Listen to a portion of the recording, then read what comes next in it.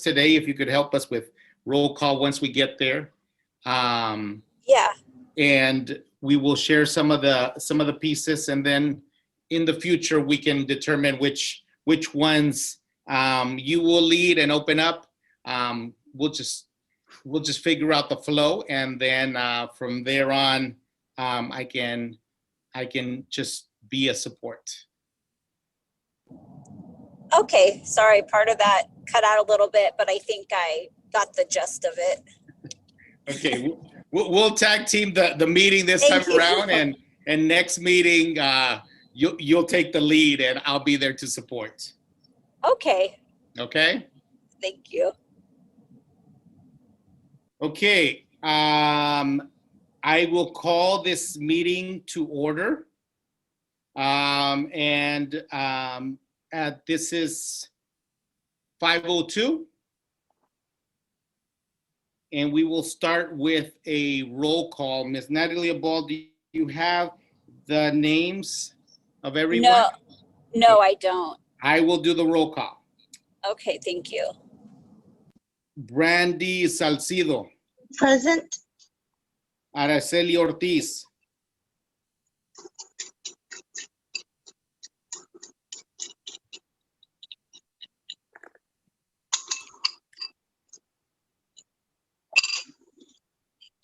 Let me move on. Alberto Torres. Present. Jocelyn Merce. Present. Brenda Sendejas. Present. Edgar Gudiel.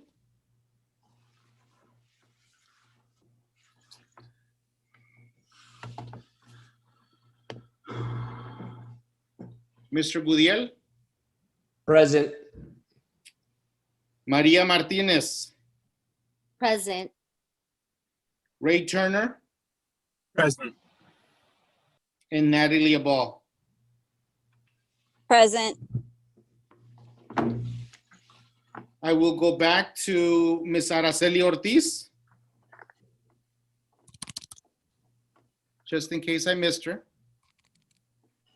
And Alberto Torres. Present. Okay, so we have a total of 9 members, 7 present and 2 absent. Okay, Did you hear that Alberto said present? I did not hear Alberto. Are you there, Alberto? I am. I'm here. I'm present. Excellent. Sorry, I missed that. So then all I have is Ms. Araceli Ortiz not present. Okay. Public comments. If a speaker wishes to address the committee on an item on the agenda, time will be provided for public comment before or during consideration of that item. Public comments shall be limited to 2 minutes per person. At this time, item number 4 is the review and the approval of the order of the agenda. So please take a look at the agenda that has been emailed to you and that sits in the district website. Do all of you have it in front of you, or do we need to pull it up? You have it in front of you? Please review it. If there's anything that we need to shift, move, or consider adding.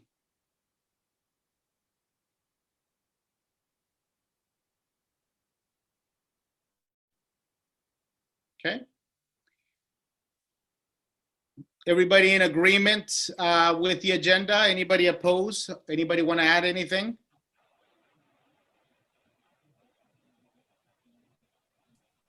Okay. Seeing.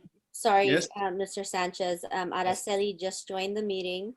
And then also, are we able to vote by proxy on this committee? You know what? Let me get clarification on that piece. But for the approval of the agenda, we don't need to motion on that. We just come to a general consensus. Okay. Okay. Just curious to know about the vote by proxy. I don't think that's something we can do, but if we can get clarification at some point, that'd be great. Thank you.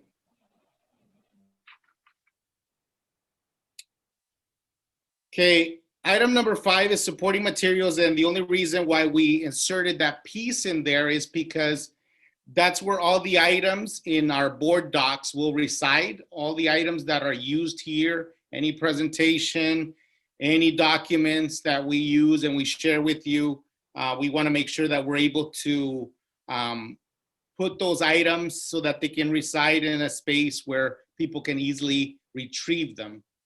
So that's why item number 5 is in there. So item number 6, and you should have received a copy of the minutes for the meeting, for the special meeting of January 28th, 2021. I'm gonna give you guys a couple of minutes. And when you're ready, if you could just give me a thumbs up, right? Give me a thumbs up when you're ready to vote. I have a question. On here it says I was late, but I logged in at 5:26 if I am correct. So I wasn't technically late. I was here at 5:27. So if that could be corrected, We will take note of that. thank you.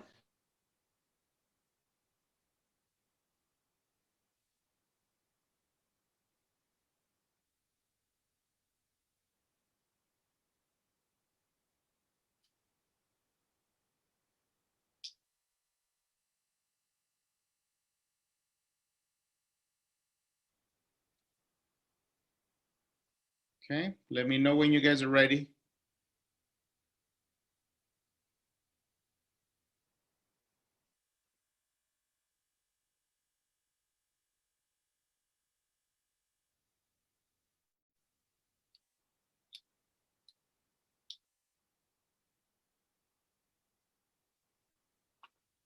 Okay, got a couple of thumbs up.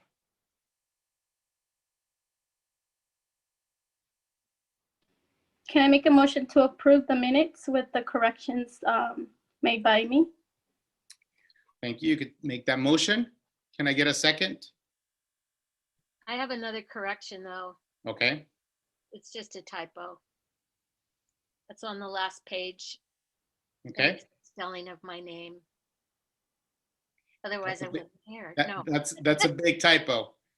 not that big of a deal. It should Okay, be thank you. LYN. Uh-huh. Thank you for pointing that out. Okay. So are you seconding the motion with the correction? Yes, Yeah. thank you. you. Okay. All right, I will ask for a vote. If you could please say yes or yay or nay. I will do a roll call. Brandy Salcido, Yes. Araceli Ortiz, Yes. Alberto Torres, Yay. Jocelyn Merce, Yes, Brenda Sendejas, Yes. Edgar Gudiel, Yay. Maria Martinez, Yes. Ray Turner, Yes. Natalia Ball. Yes. Thank you. Motion passes. Okay, so moving on to item number 7. This is the review of the demographic study and cost of operations. This is a big picture view that Mr. Art Hand will share with us. He's gonna provide the presentation. Then we will open it up for public comments. And then we will engage in a discussion amongst the committee. Any questions that you may have, that will be your opportunity. Okay? Mr. Art Hand, and we will make you a co-host so that you can share your screen.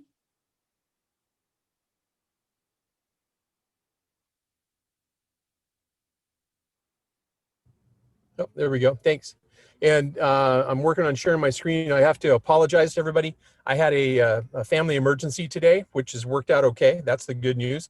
The interesting part of it though is I am not at my desk. So if you're looking behind me and you're saying, what an interesting background he has for his camera today, I'm actually in my car. Okay. So I will ask you, Mr. Hand, if it would be helpful. I have a presentation here, facilities repurposing data review, dated February 2nd. Is that the most up to date? Well, I'll tell you what, Renee, let me try. I'm on my iMac right Okay. now. So let me, and I have the presentation. So let me bring it. Let's see. I'm trying to do. I should do share screen. Let me bring the presentation up and try to share it. And if I can't, then we'll use that one. That one's dated February 4th. That's correct, Renee. The one you have. The one I have is 2nd. Yeah, it was sent on the 2nd, right? But the presentation's dated the 4th. Correct. Okay. And if you could look at the email, is that the V2 is the title on that one, version 2 or version 3? This is The file title? yeah. I'm trying to see. It says demo study and cost of ops 2.321. 2.3. Okay. I think that's the right one. But let me see what I can do here. Okay. Hang on, guys. Let's see if we can make this work from an extremely remote location. Okay.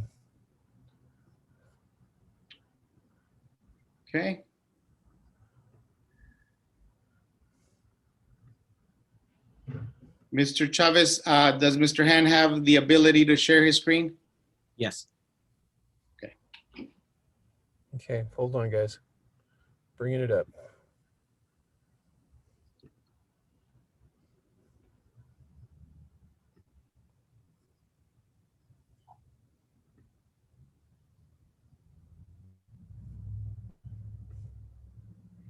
Sorry, guys. Still working on it. Hold on. No problem.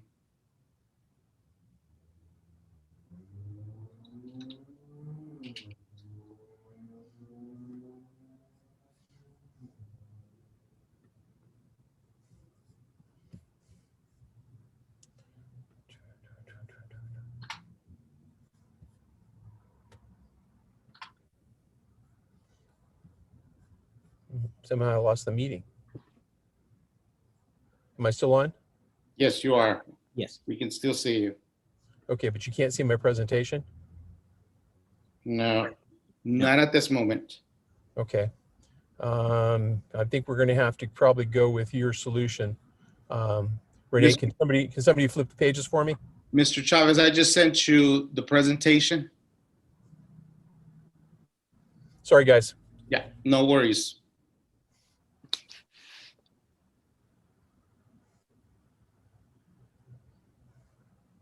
Okay, downloading the presentation. Give me one quick second.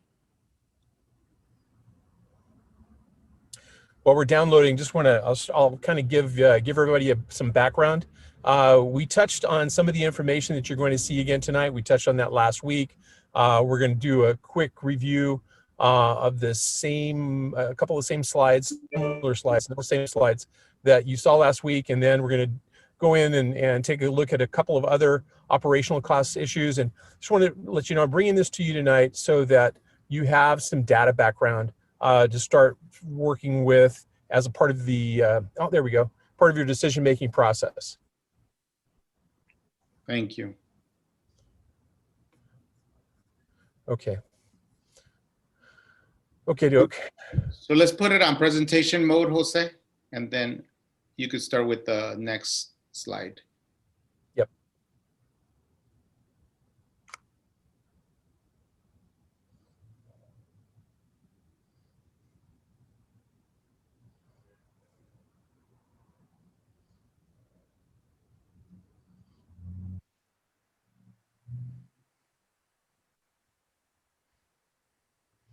Can I manage the slides?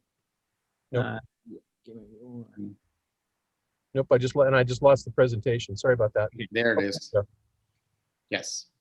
Okay. You could just say next slide when you're ready, Art. Okay, super. I will do that. Thank you, guys. And one more time, guys, I really do apologize. This is not the norm, but thank God for technology, and yeah, thank God for technology. So and the support from the folks at Alamo. So as I said before, and again, this is kind of covering ground that we covered a little bit last week, but when school districts are considering repurposing, they have an obligation, of course, to bring together the committee in the way that Alum Rock has. And then one of the key background pieces of information you guys need is some data to say, okay, well, why are we doing this? I mean, we know that we're doing this because we have issues that are coming forward. And what do we need to take a look at and to help us make decisions that are quantifiable and make sense to us as we plow through what is always a difficult process. So for tonight, what we're going to present to you is, again, we're going to go back one more time here in the next couple slides and take a look at the demographic study again and talk about that just really briefly and really mostly open that up for conversation. We're also got a little shirt tail analysis that we did on ongoing operational costs, and I'll preface that one with the fact that it's not accounting driven in that, and I say that only that we're using information and data that came to us from the district, but some of it we're using in order to be able to make have a constant and be able to show relationships and how things are poised to change as we go forward, and what the budgetary effect of those changes might look like from a pro rata standpoint, going forward at each school site. And then lastly, the district a few years ago had a very complete and comprehensive facility needs assessment completed.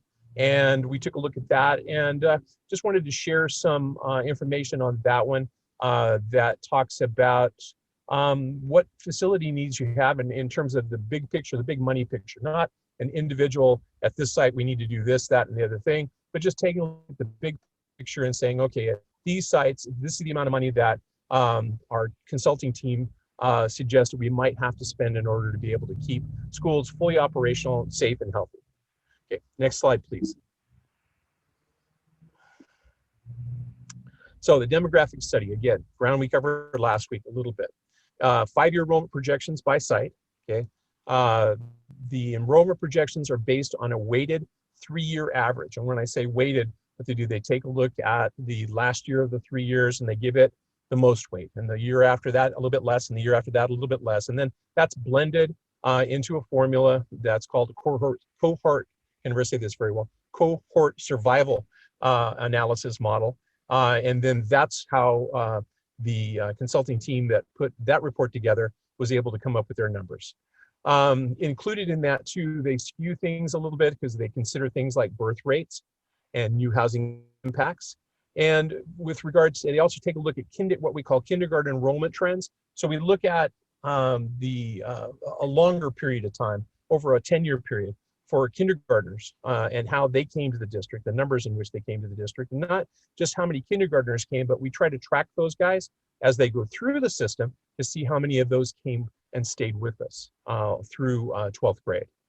Then finally, there's the comparison of current future enrollments versus seating capacity, which again is one of the things we talked about last week in the presentation that we made. Next slide, please. So I had to put this one on the board. This is one of my favorite. I pulled this together off a couple different pages from the demographic study, but I like it because it's very graphic representation of the way your district lays out right now in terms of where the kids are versus where the schools are.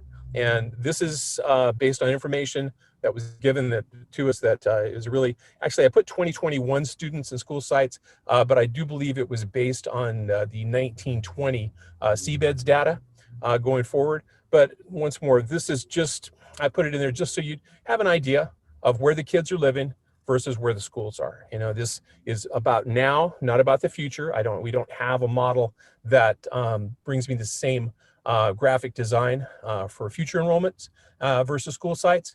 But again, it gives you a really great idea of where your population centers are right now and where they aren't, where you've got some pretty big blocks of green, even in the more urban area, getting away from your what I call the country area over to the east side of the school district. Okay, next slide. So again, this is a slide that we had last week, same slide. You'll see that we have an arbitrary line of demarcation where we said, you know, we get down below, you know, at or below the 35% mark. That's a site that we probably should consider for review as we go through this process. One of the things that we talk about, and historically what we have come to know, is that generally speaking, schools need to have somewhere in the 500 to 600 student range, maybe a little bit less depending on the facility and how the administrative side of the district is allocated. But generally, we try to look at somewhere between 500 and 600 kids as being a break-even point for schools to operate and not be a drain on the general fund. And so with that in mind, you see where you stand today in the net classroom capacity and then the 2021 enrollment. And then you see where we are 5 years from now, coming out to the 26-27 enrollment projection, and how different that is. And it also gives you a really good idea of where we stand with that really loose litmus test of 500 to 600 students being a good break-even point going forward. You'll see that, interesting to know that right now we've got 8,700 students in the district with 16,786 seats. If we were to close, as an example, there's 10 sites here, and I know we're not going to close 10 sites, but if you did, the interesting part of it is you'd still have about 8,300 seats left in the district going forward. So and I say that only to reinforce the strong need for the review that you guys are doing right now. And again, to congratulate you on coming forward and having the courage to take and make what are always hard decisions. Next slide, please. Operational costs. Well, you know, in addition to you know, putting education on the table, of course, there's a cost to putting education on the table, and that's what the next slide really represents. Again, in an overview, overarching way. We didn't get down to the nitty gritty of it, at least not yet. But wanted to talk about operational costs and their impact on the system and how they play and reflect back on the data we just saw from the demographic study. Very specifically, what we're looking at is trying to show the again an overview impact on individual school sites expenses with relationship to the district's general fund budget. And also just again want to remind you that the numbers we're using here, and this is why I call it an overarching or overview, because we didn't drill down to say, well, we didn't calculate the expense for transportation and then spread that over the entire school site analysis. Same with maintenance and operations, technology services, and other business support opportunities like payroll or purchasing. So again, the next slide you're going to see, let's go ahead and go to the next slide. This slide, like I said, just gives you an overview of really the costs that are directly associated with the school operation on site. Your principal, your clerical staff, your custodial staff, teachers, any other specialty personnel that have been assigned to the site for educational or practical purpose. That's what we're seeing here in a very general format. Like I said, we didn't capture everything, just the big numbers to get here. And again, you'll see if you go down in my green line of demarcation, they're right below Hubbard. Kept that in because again, I want to show you the comparison and give you an idea of how things look in relationship, not just to the sites above the 35% or 36% line, but also the sites below the 36% line. And you'll see in the very last column, sorry guys, can you go back? Thank you. You'll see that I just noted the sites that had the biggest change and were somewhere in the $14,000 per student operating cost, in this, again, very general analysis. I don't want anybody leaving here tonight thinking that, oh man, we drilled down and it's gonna, you know, if no matter what we do, if we kept everything open, it would cost $14,000 per student at Ryan to keep that facility open. It wouldn't, because it would be a lesser number, because we would see teachers. We would have to have less teachers on site. We'd have less support staff. So there would be a change. But again, I wanted to keep it simple so we could really see clearly a good, clear graphic representation of how the operating costs are affected in the district going forward, given the substantial reduction in enrollment we're anticipating. Next question, please. Or next question, oh my God. See, it's been a long day, sorry about that. Next slide, please.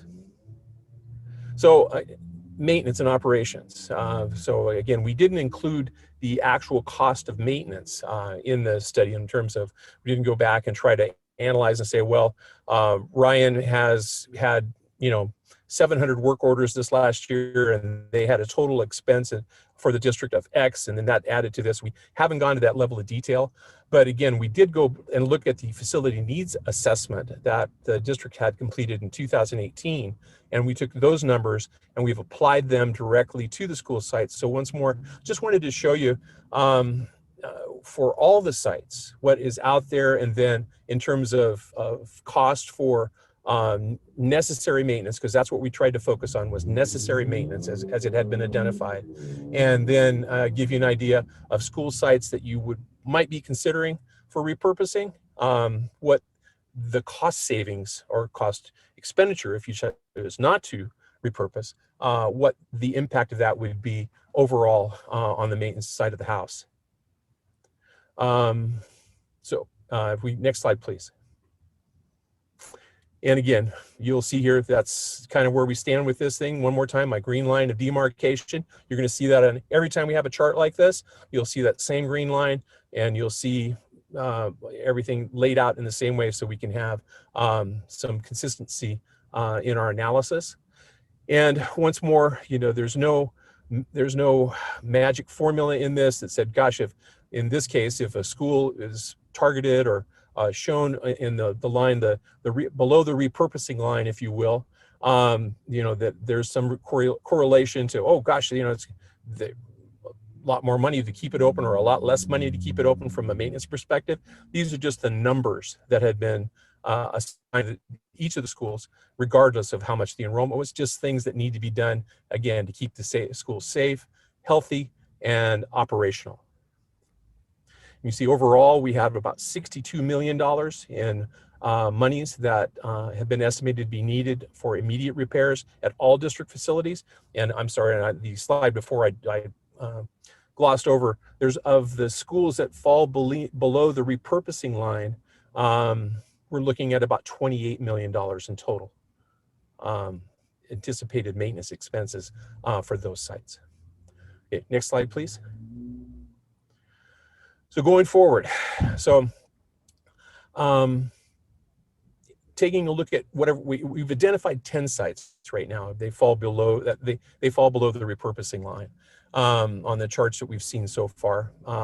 In talking with staff, it seems pretty clear that at a minimum, probably 9 of those sites at some point may need to be considered for repurposing over the next 5 years. But the district has committed to taking that on, as you guys know, in phases. This is phase 1.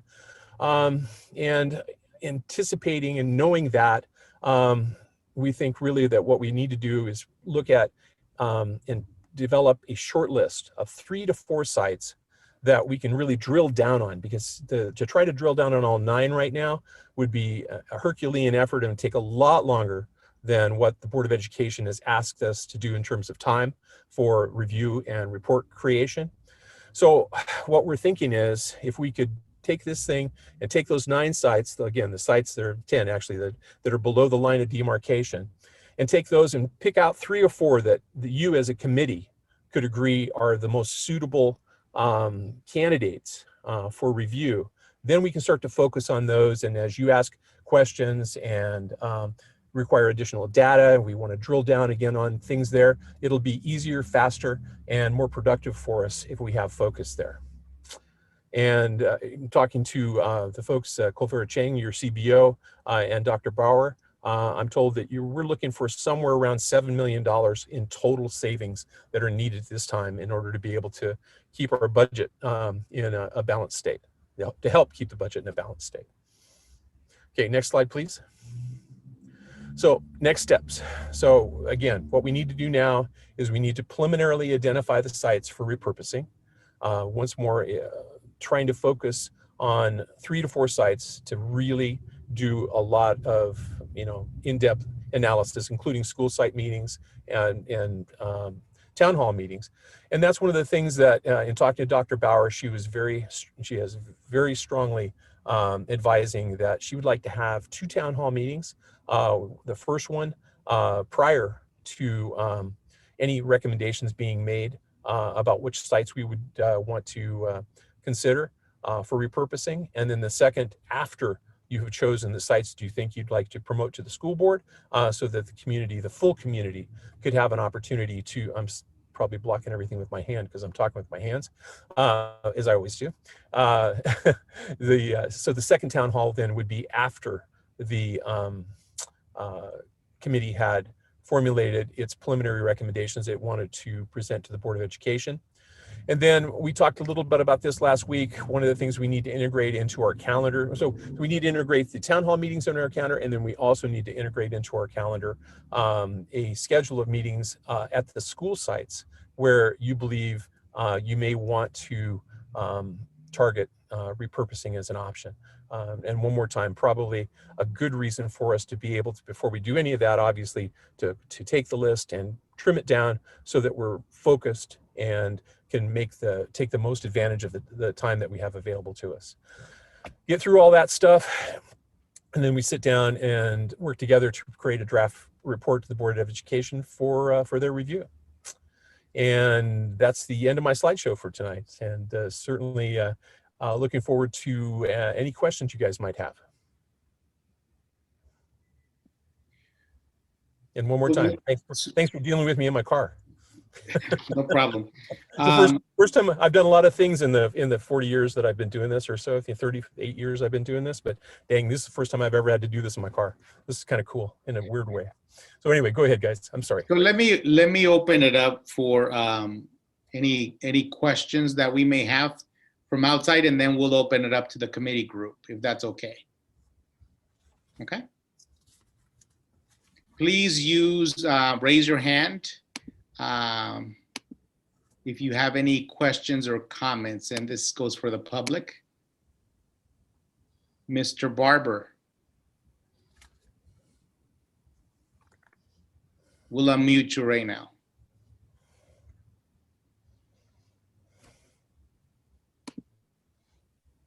Mr. Barber, Yeah, Randy Barber, can you please unmute him? you should have a on your I'm- screen. There you go. I'm clear. There he is, yeah. Thank you. Is the $7 million a one-time event or is it an annual need, an ongoing $7 million per year? As I understand it, Mr. Barber, this is it is focused on the work we're doing right now. So the money would go away, certainly, as the decisions are made, but the savings would be ongoing, because you're looking at staff savings and maintenance and operations savings, and so the monies that would be saved at this time would be ongoing savings going forward. Okay, thank you. Any other member of the public? And Natalie, if you could help me identify any other members of the public that may have a question before we move it back to the committee for discussion. Yeah, Veronica.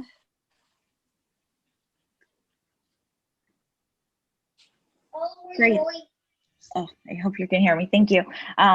My question really goes into, I know that they mentioned having, community forums or, and also the neighborhoods where they would be affected. Would it be more than once, not just one time, but multiple ones? And I know that this committee I know that you are all volunteers and thank you for doing this, but I would definitely like to have it in different times just because sometimes I know that we have come about where we're interjecting with other district meetings that are happening. And so definitely would provide it if there was different times and different dates and not just one, but multiple as well. Thank you. Thank you for your comment. Anybody else from the public? And those of you that are currently subs or alternates, right? This is your opportunity also if you have a comment or a question. Okay, I'll bring it back to the committee. And I know that Mr. Turner, you had a comment or a question. You had your hand up. We'll start with you. Okay, thank you. I reviewed the demographics document today and had several questions based on the information I saw there and what was presented tonight.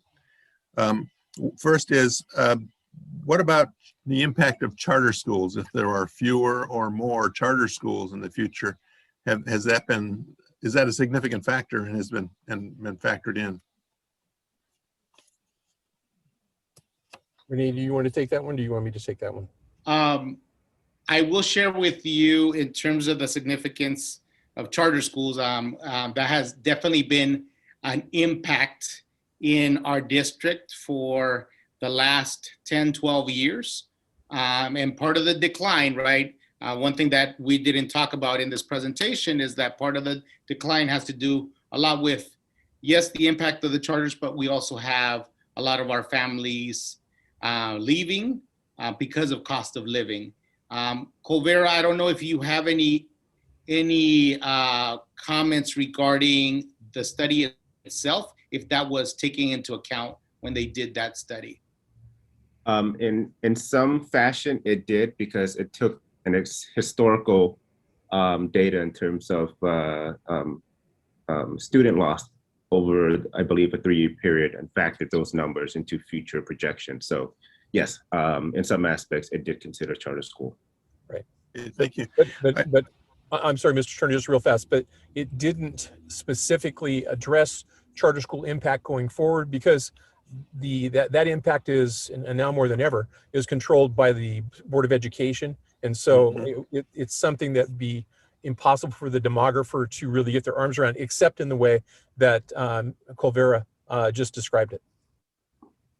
Okay. Also noticed that there's quite a few kids coming in from out of district. And I was just curious why. Well, the quick answer to that is we have great programs, and we have a ton of kids that do come to us for our dual language program. We've expanded into a Vietnamese dual language program.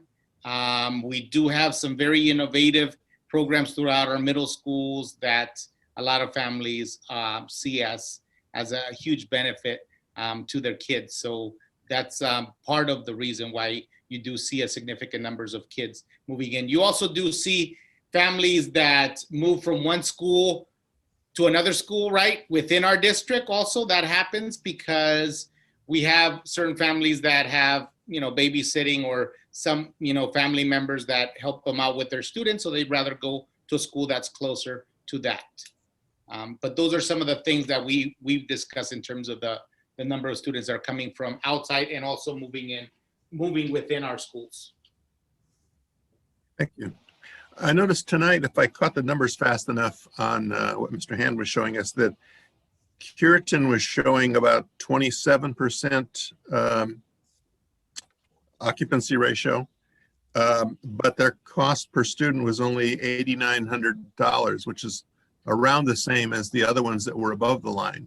So I just wondered how Curitan managed to do it with a 27% occupancy factor and still keep the costs in line with other schools.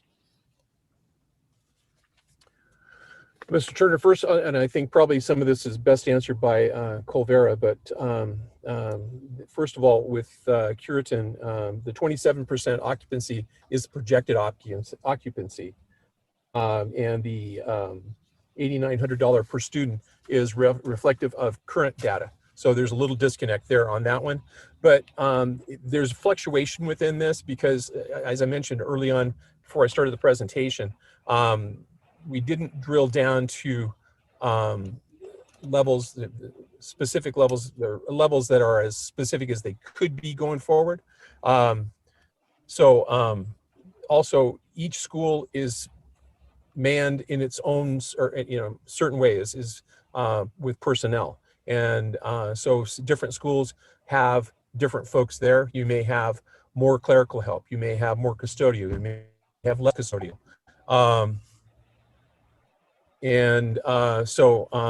that's the variable that is controlled by the school district and is dependent on program as it's presented for each of the schools. Okay.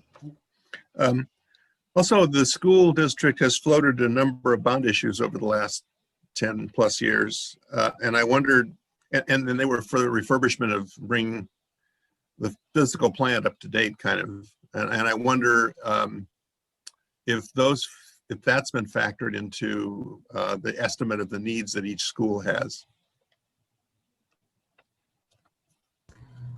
The bond work has been factored in.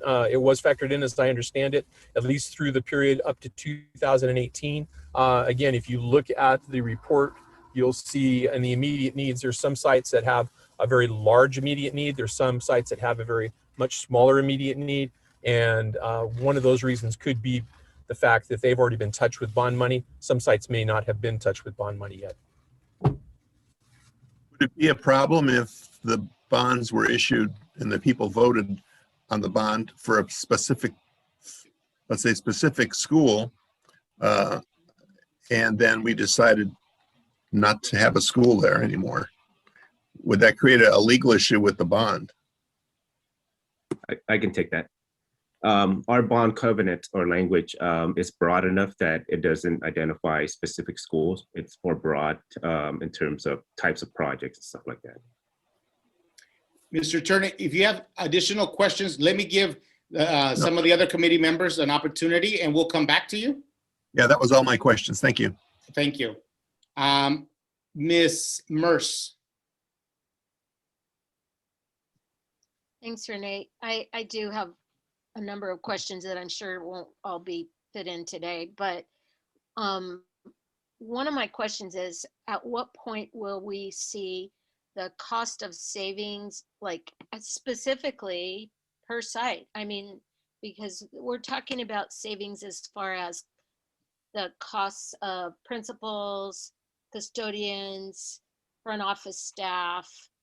As far as teacher staff, that's just going to be moved to another site. That won't be a cost savings. So when do we see the actual specific numbers of how much that would be a cost savings per each site? Because that obviously is something that, I mean, if we're looking at saving $7 million after this year, we need to know whether there's a big difference between 3 and 4 schools. I mean, you're talking a whole school that is going to be affected. And so when will we get that information? I do have another question as far as it looked like Dorsa had a very limited amount of money that needed to be invested as far as for maintenance. Did they get work done recently? Because I know they were ones that didn't even have AC, right? I can answer that. Mr. Chairman, yes. Yeah, so Dorsa was the last 2 schools that received the HVAC. They got theirs back in the summer of, I want to say, 2018. The other one was Lucha. So has any work been done on those? Has any work been done on any of the schools in the last year for maintenance? Not anything from bonds projects, nothing major, just. So no AC, none of that. And then do we know of those schools that are like of the ones that are below the green line, how many and which ones do not have AC? And that's something that you can come back with. I mean, I'm just putting it out there, so I don't want to hold up time. Thank you. But I mean, those are things that, I mean, we seem to need to look at. Okay, thank you. Is that it, Yeah, Jocelyn? we can go on. I'll have a million more because I feel like we're just barely touching. Can you keep it to 100,000, please? I will do my best, but you know me, 100,000 will promote 10,000 more. Anyway, go ahead. It's a ball. Yeah, I was gonna ask, because it's like, you know, these are big things to look at. And then I find it's like, if there's a way that we can have access to this stuff, like I know, like for me, I'm visual. I like to look at stuff. And I think like if we're making these decisions, if we can like have access to the documents, I don't know if we can before or yeah, because then I think it will help to kind of look at things. And the other thing I was going to ask that wasn't on here, like the schools that are being considered to be closed, do we have anything that shows which charter schools and how many are in near those schools? Because one of my concerns would be that if some families get moved to another school, that they might just want to go to their local neighborhood, the local neighborhood charter school, if they're not able to get to the other site. So I think that's something to kind of consider, or something that we can also look at to factor in when we're making these decisions. Thank you. Good point. Ms. Sendejas. Well, two of my questions were already asked, but I do want to say that with the $7 million, I guess that we have to cut right now, have we looked at other ways? I know we have. I know one of the biggest things that saves the district money per school was textbooks, because that is costly. And I don't know if that has been a cut already done, or maybe any investment of something else that will save the district money. But seeing all the schools right now, I would love to see what the cost per school is when it's closed. And I would love this material beforehand, because that way I can kind of have my questions drafted, because I have so many things in my mind right now that I want to ask, but I know we have limited time. And then lastly, if just an example, if we were to close a school that got HVAC, a brand new one, is there a way that that can be moved to a school that is on the need list, or does that stay there and that's just the cost was there? That's all. Thank you. Jocelyn. I told you, but if other people have questions, I don't want to jump ahead. No, Okay. we're coming back to you. Okay, so two things. One, what I heard is that ultimately within the next 5 years, we're planning on closing 9 to 10 schools. When we make decisions now, I think we need to have that long-term plan in there also, because we don't want to close a school, move those kids to neighboring schools, then close those schools next year and continue on. Or we're doing more harm in the big picture for enrollment in our district than, so in other words, I'm looking at this as, if that's the case, I don't see how we can do this in 1 year at a time. Like, we need to have more of a plan in place. My other question, and again, I don't expect an answer tonight, but as much as we want those community forums and town halls and input from the community and the parents, what are we hoping to gain from that? What are we looking for? Because you know what happens. We've been there before. You have every community out there saying why their school is special and why they shouldn't close. So what are we hoping to gain from those? That isn't just going to be a popularity contest of my school's better than yours kind of thing. So, which I mean, honestly, I am getting feedback already from very concerned teachers at many different sites saying, but what's that going to do to my school? What about my program? You know, we have this developed. Well, every school has their program developed and is proud of it, fortunately. Done. Thanks. Appreciate it. Any other questions or comments from the group, from the committee? I've been taking down some notes, and we do have this meeting recorded, right? I will, at the end of this, I do come together with the co-chair and talk through the agenda for the following meeting. I say all that to say that as you're thinking through the information that you're needing and wanting to really engage in a more in-depth conversation, and remember, it's a two-part approach here, right? It's, yes, we're identifying and you know, the magnitude of the gap, right, between students and the facilities that we have, but also we need to begin to think through, right, in terms of the repurposing, right, and the title of this committee says it, right, the repurposing, the advisory to the board in terms of if the board were to take action on this, what we would want those facilities to be utilized for. I definitely heard the comments regarding charter school impact and where those schools are located. So those are definitely things that we do need to consider. And I also want everybody to start thinking about, right?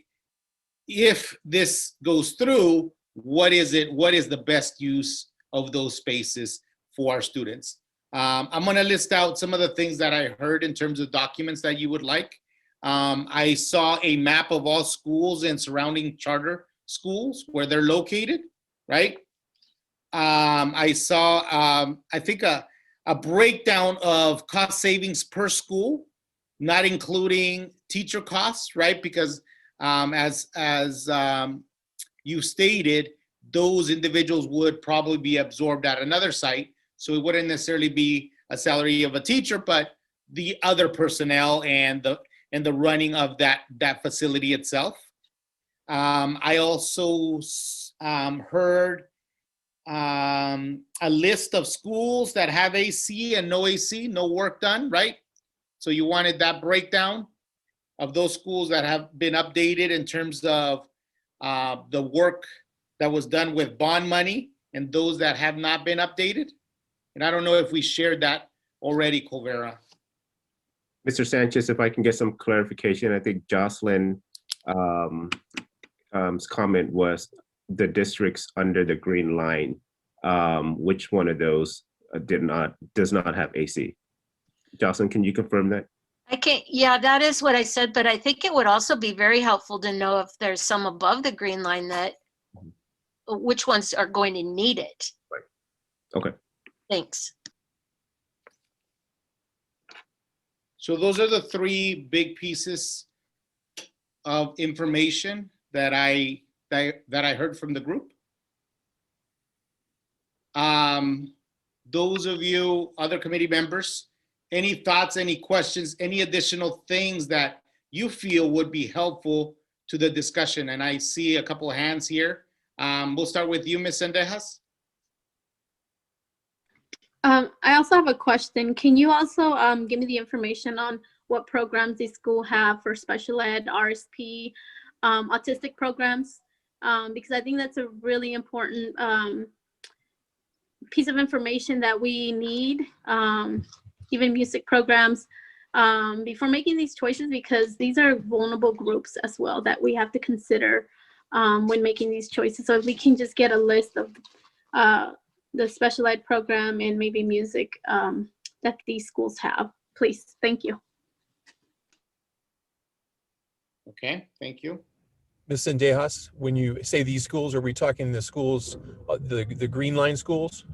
Yeah, the schools that are potentially maybe cases that could be repurposed.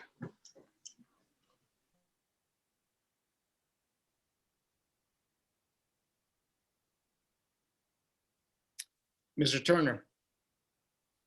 Yes, I think maybe for next time, it would be good to know if the district has done any looking at the other uses, to put out feelers to the county board of education to see if they can think of some way they might use these facilities, or cities, or even corporations. I'm just wondering if any legwork has been done to find out what the options might be for next time. We could definitely look at that, but I don't believe, I mean, that I think this is part of that initial conversation, right? With this committee, is really thinking big picture in terms of, as a community member, as a major stakeholder here in the community, what would we see as beneficial to the Alum Rock community, right? As a committee. So some of those suggestions will be generated here as well. Okay. I see Mr. Gudiel.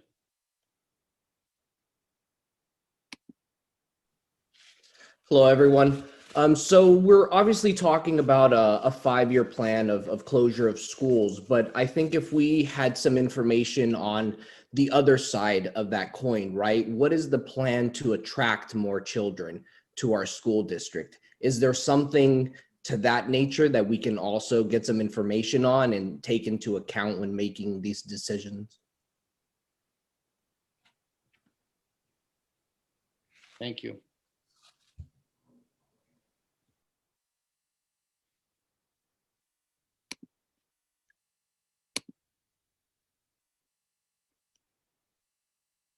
If I don't see any more comments or questions from the committee, I will open it up one last time to.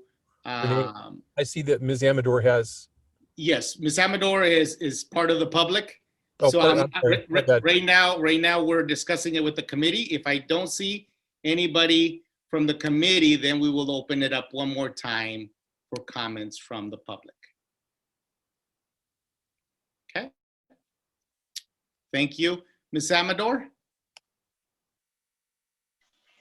Great, thank you. And, really, thank you, Ms. Mars, for bringing up that what do the forums actually would benefit, right? I think it would definitely be a waste of time. And instead of that is what is the district going to do right now to not just engage the stakeholders here in the committee, but engage everyone in the school district to understand what is happening and this plan continuing forward.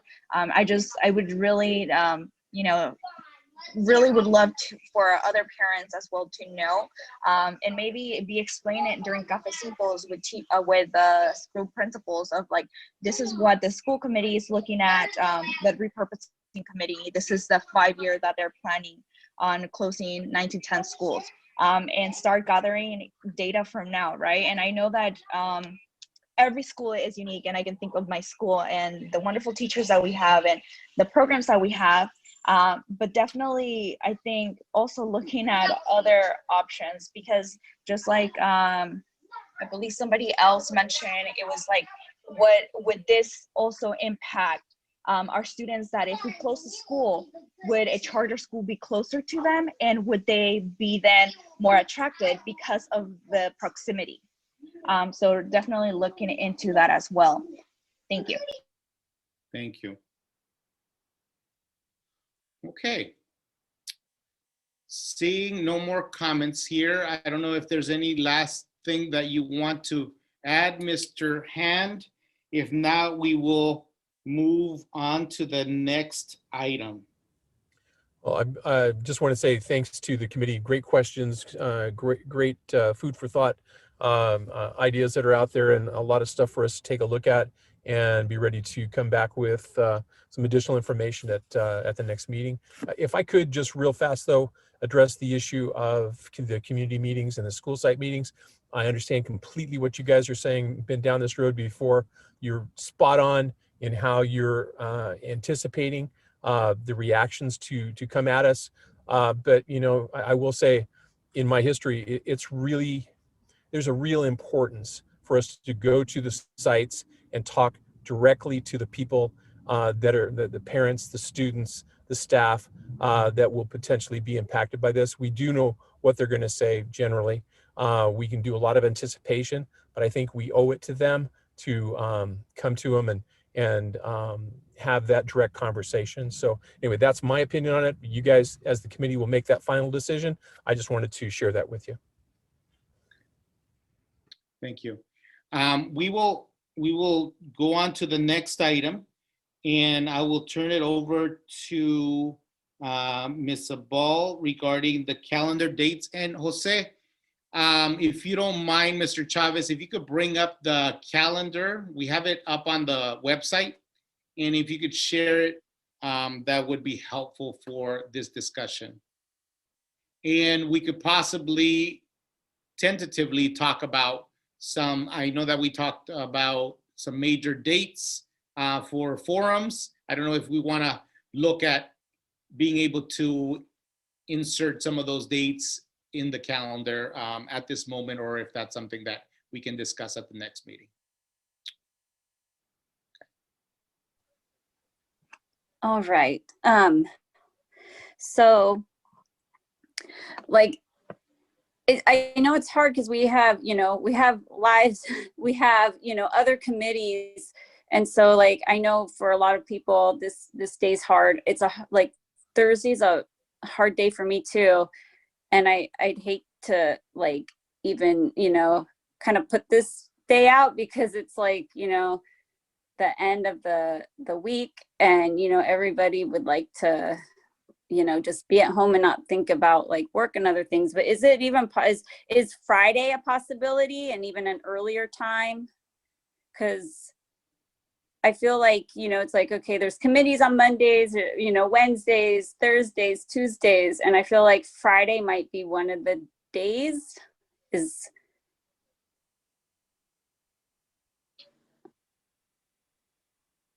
anybody like opposed to having like a meeting on a Friday? Guys, and I know this is Art. I'm not, you know, a member of the committee per se, other than I'm a resource, but I do have to tell you that generally speaking, my Fridays are spoken for. So that would be, I'll do whatever you guys need to do, you know, obviously, and of course, but that would be it would be a hard day for me to try to integrate time into. But again, if it's the day that works for the committee, I'll figure it out. Ms. Maybe Sendejas? Thank you. I think Ms. Sendejas had her hand up.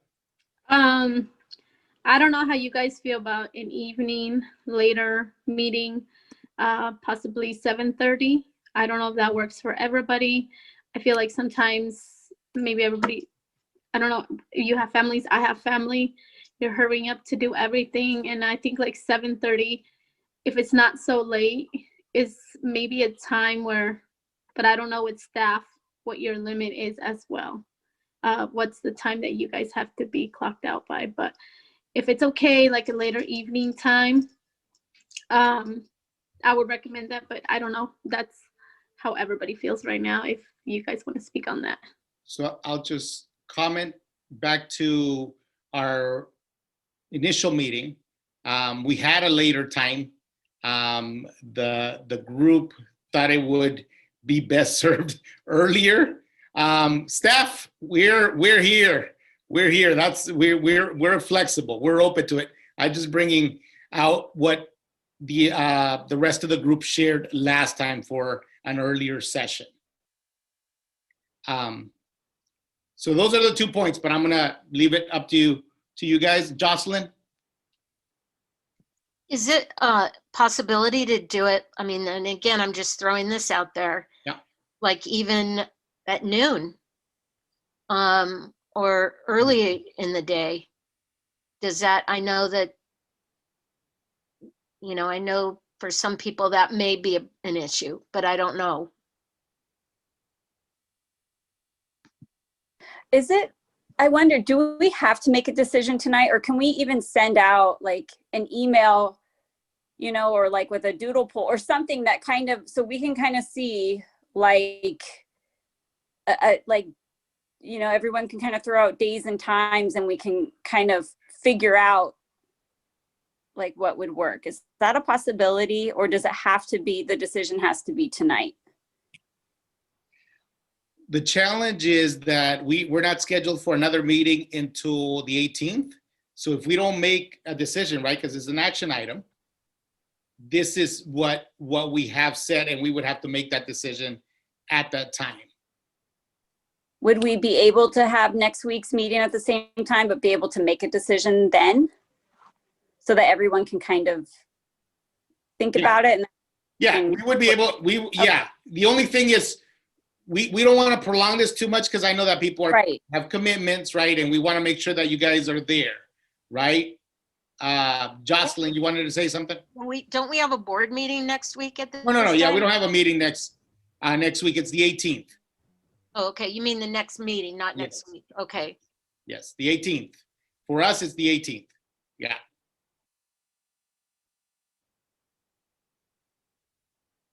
I'm not seeing anybody else want to comment in the group.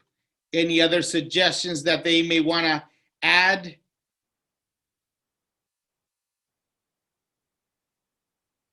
Brandy. Hi, everybody. Although I do also, I'm sure like you all have full-time 8 to 5 jobs, I do think it might be feasible to squeeze in the earlier time frame as previously suggested, because I do also feel that sometimes it is hard to scramble to get here right at 5 because, you know, I'm clocking out and then trying to rush over to my phone to click to the next Zoom. So that I think that that is also a really good idea. The earlier time frame meaning, I'm sorry, Randy, during 12 the o'clock? day, I believe someone mentioned a 12 o'clock slot, and I was just thinking, even if lunch is not feasible anytime earlier, if that is an option, I think that's definitely something to entertain. Thank you. Ms. Sendejas. I can't do 12. I'm gonna be honest. I'm working, and I also want the community input if they want to participate. And I think that's why the evening was great, because you can get more participation of the community. I think 12 will make it hard for a lot of people that have kids and Zoom, whatnot. But I'm working, so I can't do 12. Thank you. Brandy, do you still have your hand up? Or was that? No. No, okay. That's not earlier, sorry. I don't know how to take it down. Thank you. Okay, so if we can't come to a conclusion at this time, we will continue with our meeting on the 18th. Natalie and I will meet, right? Natalie as a chair, and we'll discuss how to proceed in terms of getting out information, trying to figure out if there's a way to align dates or make suggestions. So we'll work on that. Ms. Abal, are you okay with that? Yeah, and that way too. Is there a way for like people who do have suggested times, like they can get them to us, so then we could put those as the options when we put out, and then maybe when we go to the, you know, the next week's meeting, the ones that had, you know, hopefully there's something that has everybody, that works for everybody. Yeah. So, but you know, or if there's a couple choices and we vote on those if there's not just excellent. one. Okay, and then I don't know if we should do it by like dates and times, or if, you know, if we have dates and times, then we do it by what's your first, second, third. No, I think we'll just do, it's easier to probably just pick a date. So I will ask Ms. Tovar, she has all of our emails, and I'll ask her to send an email to everyone. And you could put in there suggested days and times, okay? And we should probably have a deadline on when people need to kind of submit those so that we can send out a follow-up. Yeah, so we're scheduled for the 18th. That's not changing, right? And we'll send you that out no later than Monday, and then we'll try to get that back probably within 2 days, okay? But you and I will meet tomorrow, Natalie, to check in on this. Okay, great. Okay. All right. So no action on that item. Board update, and this is information only. Just wanted to share with the group, part of the initial conversation at the first meeting was whether we needed to give the board any update at this point, or we felt compelled to share anything with the board, and which is next week. We met twice. I'm putting it out to the committee. If there's anything to share other than we met twice and we've looked at some the demographic study and some data around our schools and the cost. We have a calendar that we're working on. I'm putting it out to the group. What are your thoughts?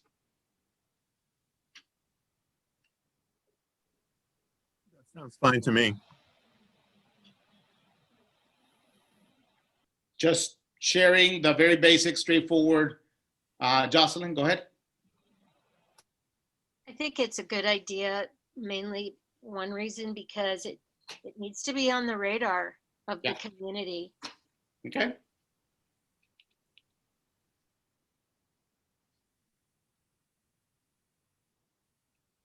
Ms. Sendejas?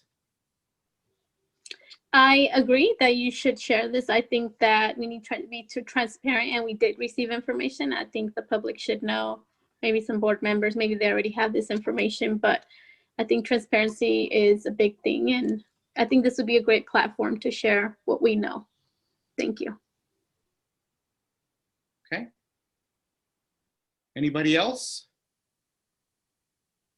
Okay, so I will work with Ms. Sabal to share just very straightforward information about the process, what we've been engaging in. There's nothing to report out in terms of any recommendations or anything of that nature. Okay?